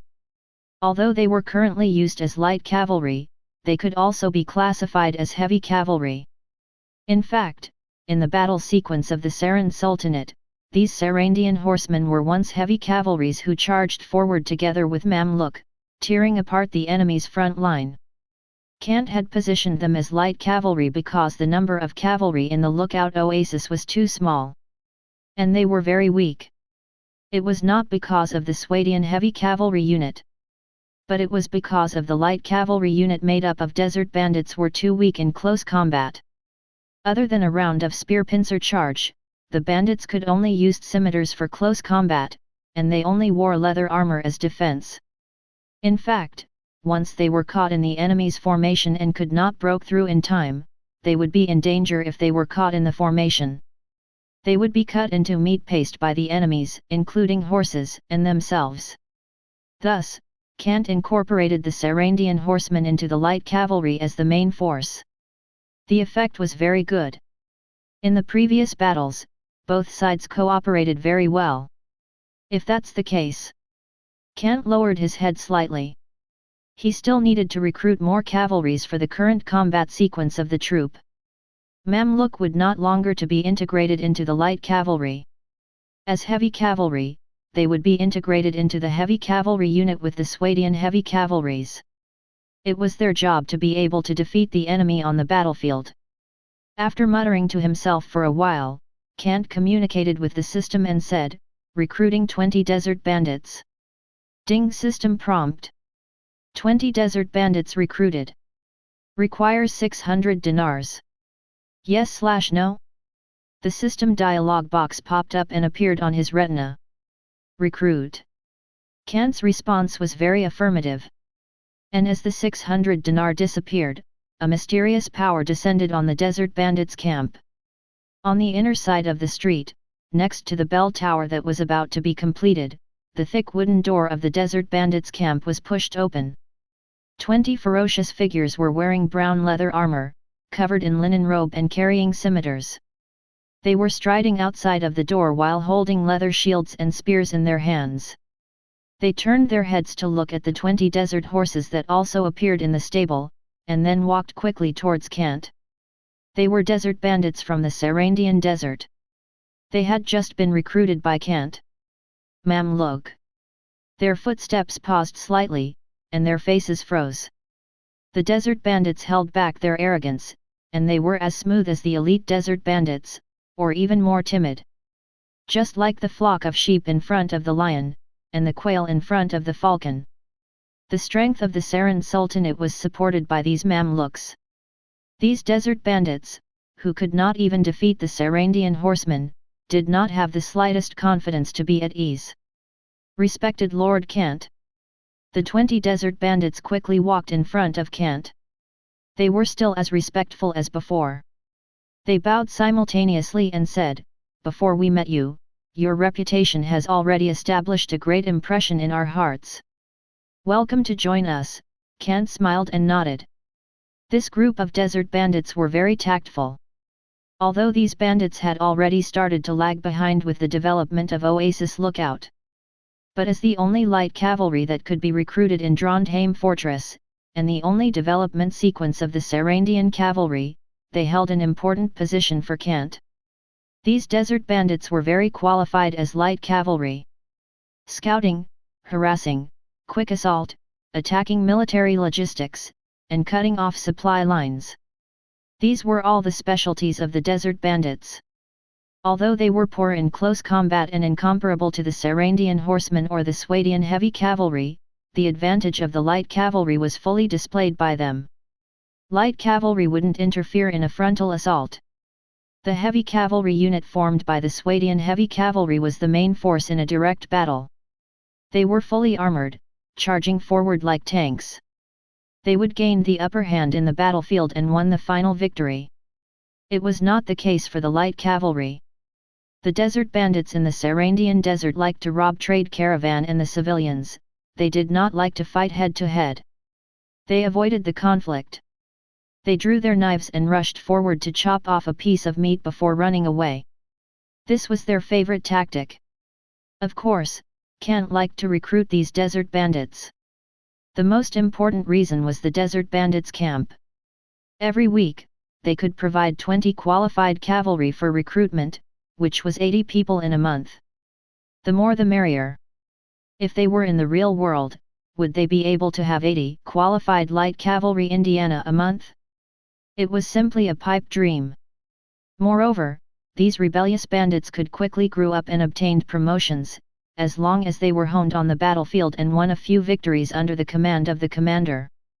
For example, they could attack the enemy's supply line. They could charge at the enemy's flank at the crucial moment. They could even ambush the enemy at the crucial location and disrupted the enemy's marching plan. As long as they won, the experience points of these desert bandits would soar by a large margin. Although there would definitely be casualties in the end, they would become the elites of the elites if they played a major role and survived in the battle. Just like the 5 Mamluks who were all wearing the Sarandian chain mail. Distribute the troops now.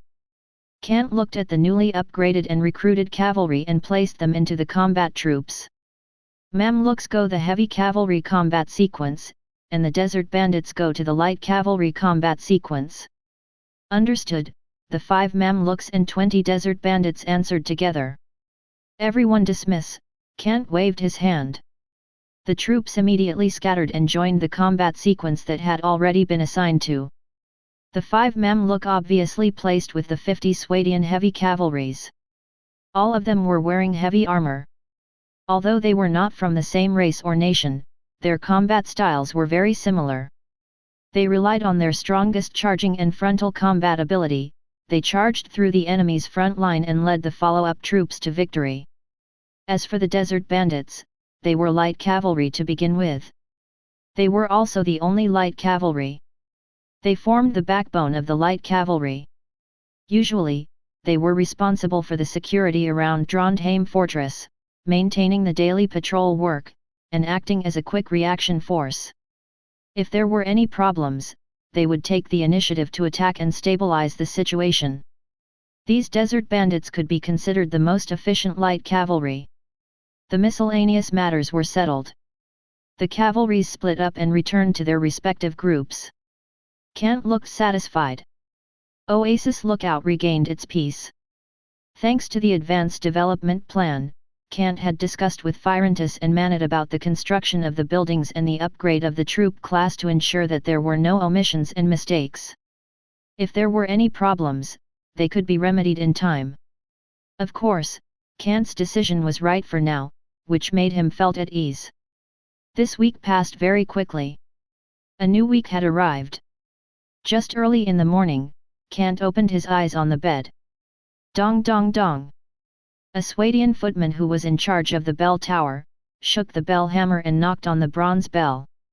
The bronze bell outside the window let out a clear sound, announcing the arrival of a new day. The bell reminded everyone to get up and wash up, and no exception to anyone. Half an hour later, there would be the next bell. This bell would be the reminder for work. And an hour later, when the bell rang again, it would be time for breakfast. The timing was very reasonable. In the 50 houses, the sleepy peasants and peasant women all walked out of the room, carrying wooden basins neatly and began to wash up. They poured the water on their faces to completely shake off the sleepiness and made them relaxed. They could not be tired while working. Although there were no supervisors, they would felt uneasy if they slacked off for a bit. These Swadian civilians were quite honest. Ding as the morning sun rise, a new week begins. Income, you collect 190 dinars in Trondheim, fortress. Expenditure, you pay 7,788 dinars for the wages of all the troops. Financial summary. Main income, 190 dinars head tax were collected from civilians in Trondheim. No businessmen pay taxes, no factories pay taxes. Income methods are severely lacking. Main expenditure, Swadian heavy cavalry, 50 people, 1,600 dinars, Swadian footmen, 50 people, 800 dinars, Swadian light footmen, 37 people, 333 dinars, Swadian recruit, 10 people, 100 dinars, Mamluk, 5 people, 255 dinars, Sarandian horsemen, 15 people, 435 dinars, elite desert bandit, 25 people, 625 dinars, desert bandits, 20 people, 400 dinars, Ravenstern rangers, 20 people, 1,540 dinars, Swadian crossbowmen, 50 people, 750 dinars, Viegers archers, 50 people, 750 dinars. Firentus 100 dinars, Manad 100 dinars. The system gave a summary of the income and expenditure.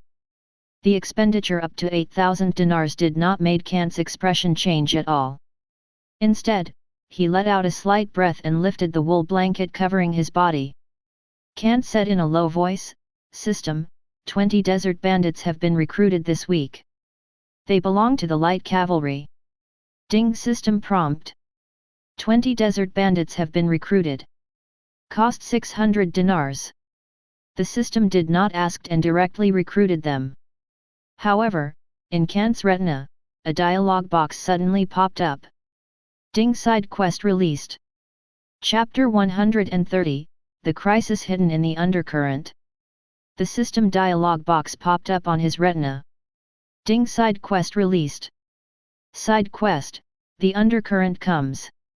Reward, 10,000 dinars. Introduction, when you choose to develop, an undercurrent will come. In the face of this new challenge, will you and your estate be able to withstand the attack of the undercurrent like a reef? Be careful, be careful, be careful. Kant narrowed his eyes slightly. Kant swept his gaze across the introduction that was both moving and grinding. Undercurrent, he muttered softly. Even in the system's introduction, there were 3 be careful words that were used to mark the importance of this side quest. It made Kant's heart feel as if it was being gripped by an invisible force. He could not help but squinted his eyes. Is it that serious? Yes, it was very serious. Kant understood in his heart. Otherwise, the system would never have given such a notification. He muttered to himself for a while. Kant looked towards the north, deep in thought. Where is it? North of the Naran Desert, in the direction of the Mannheim coast, the location of the Kingdom of Greymane had been known for a long time. Those high-level Jack Allen formed the expedition army were starting to march towards the Oasis lookout. At this moment, the system suddenly gave out a side quest. The purpose was to remind Kant. They're here. If it wasn't for the expedition army of the Kingdom of Greymane, those high-level Jack Allen who had their own civilization, Kant would never believed that the system would give such a serious reminder and release a side quest with such a warning. At the same time, the reward of the side quest was directly raised to high price of 10,000 dinars. In the 3rd week of this month, the enemy was finally going to appear in front of Kant. He stepped forward. Kant quickly returned to the council hall and waved to the guard at the door. Go and find Knight Firentis. Inform him that there is an emergency waiting to be dealt with. Understood, the guard saluted and quickly turned to leave. He sat on his chair. Soon, Firentis pushed the door open and quickly entered with a solemn expression. Lord Kant, you were looking for me. Yes, Kant nodded. His expression was equally solemn. He extended his hand and said to Firentis, sit down and talk. It seems that we are really about to face a new test. I think we should be prepared for everything. The Kingdom of Greymane, Firentis narrowed his eyes and guessed the truth of the matter. That's right. Kant nodded and tapped his fingers on the table with a very serious expression, that's them. Firentis frowned. His heart beat faster. But there was no panic or fear on his face. They had deduced the possibility of the attack from the expedition army of the Kingdom of Greymane more than once. Taking a deep breath, Firentis said in a deep voice, I'll go prepare. There's no need for that for now, Kant shook his head and frowned. They haven't arrived yet. There's still time, Firentis asked with a frown. That's right, Kant replied. The system's introduction had already given an obscure expression. The undercurrent was about to come. The word about to obviously meant that it had not happened yet. Combining that with this sentence, Kant could easily guess the system's hint that there was still some time before this danger reached here. Perhaps for a long time. Perhaps for an instant. Firentis's expression was serious as he said slowly, we must not let down our guard. Yes, we must not let down our guard, Kant nodded and ordered in a deep voice, after the meeting is over, you will arrange for all the soldiers to be on standby. Cancel all their vacations and raise the alert level to the highest level. Understood, Firentis nodded. However, Kant didn't finish his words. After a pause, he continued to arrange, get all the desert bandits to spread out and conduct reconnaissance. The range is 3 kilometers from the Oasis lookout. Recon to the north direction. Yes, Firentis continued to nod. These were the arrangements during the time of war. Kant had to make the decision himself. It was also the arrangement to succeed the plan. Fate, go and make the arrangements. Kant waved at Firentis. He looked at the Swadian noble in front of him and said in a grave tone, tell your soldiers that the crisis is right in front of them. Stay alert. I understand, Fate nodded and left in hurry. He could handled it very well. Kant believed in Fate's ability, but he still had some worries before the battle. It wasn't fear. It was just a slight fluctuation in his heart towards the arrival of the war. The development of the Trondheim fortress had already reached a certain critical point. Although there were still many buildings that had yet to be built, it didn't have much of an impact on the current situation. The soldiers that could join the battle and city defense fortifications that were able to resist the enemies. They had everything that they needed. What they really lacked was perhaps the experience gained in a real battle with the enemy. A storm is coming, Kant took a deep breath. He had long been mentally prepared for the arrival of the expedition army of the Kingdom of Greymane. After all, Asaj, the noble Jack Allen, who had been captured, and the high-level Jack Allen warriors who had been discovered and annihilated last week had proved this. The force of the Mannheim coast began to extend to this place more and more, and starting to reach out and probe. And the time for the final attack was also not far away. Dong dong dong dong dong dong dong dong dong dong dong dong dong. A hurried bell sounded. The rush and clear sound of the bronze bell echoed inside and outside the Oasis lookout. Agricultural area. The peasants and peasant women who were originally busy turned their heads to look in the direction of the fortress in shock when they heard the bell. Their eyes were still somewhat blank, clearly not understanding what had happened. But in the blink of an eye, the meaning of the bell had already appeared in their minds. Cold sweat instantly appeared on their skulls.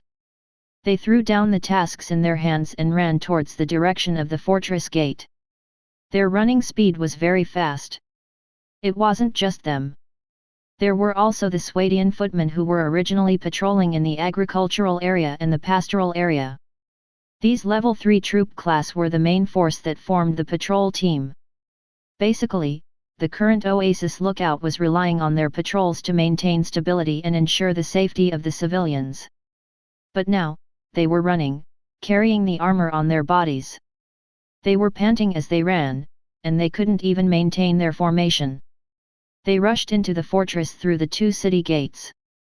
At the same time, they saw their comrades were holding longbows and crossbows.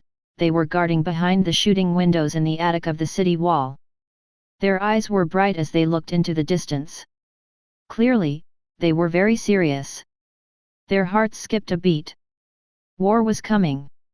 Peasants and peasant women gathered in front of the bell tower, waiting silently.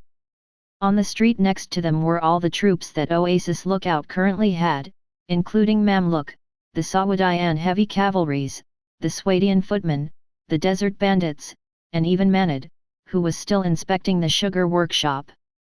This was the bell of the emergency assembly bell. It only sounded urgently when there was an emergency order. It was completely different from the usual bell sound.